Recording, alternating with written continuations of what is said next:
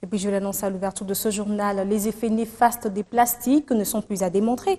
Pourtant, de nombreuses personnes continuent de jeter des déchets dont la nature et les eaux payent les frais de ce désastre qui pointe à l'horizon. Pourtant, ces mêmes déchets peuvent être recyclés et rentabilisés grâce à la bonne information et engagement des habitants de la Terre. Julie Sefo signe ce reportage. Mon ennemi, le plastique, c'est le mot d'ordre de Consol.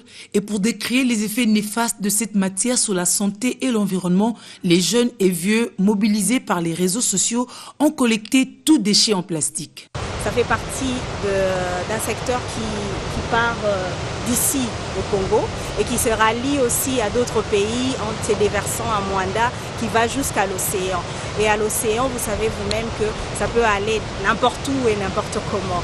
C'est une plage ça, mais malheureusement ça n'a plus sa beauté attractive que ça avait. On est passé dans les années 60 de 50 millions de tonnes de plastique par an à 300 millions par an actuellement. Et il y a des études récentes qui ont prouvé qu'actuellement, justement, les fleuves charrient environ 50 kilos de plastique par seconde. En 2050, il y aurait peut-être plus de plastique que de poissons. Un acte symbolique, pourtant détonateur, conviction des participants.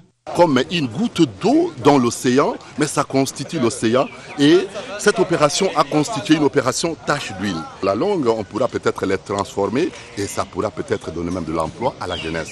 Il y a une différence entre Consol et ces gens d'Asbel. Je demanderais que vous soyez précis, que l'action sera durable et prendra beaucoup de temps, également dira. On n'a plus de bouteilles partout parce qu'on n'a pas seulement le bord de fleuve, on a la rivière Makelele, on a la rivière Mampeza, on a la rivière Lukunga.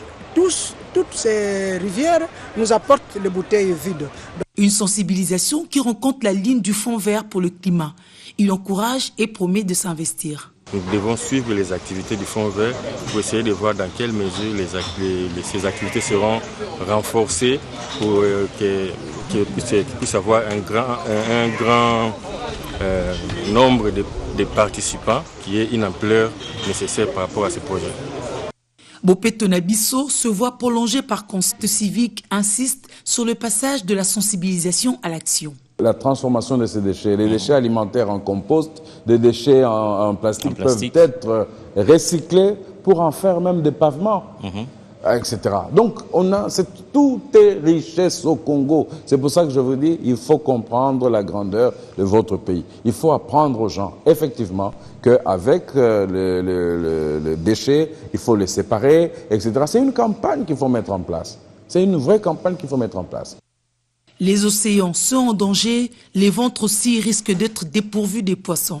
À chacun de faire sa part.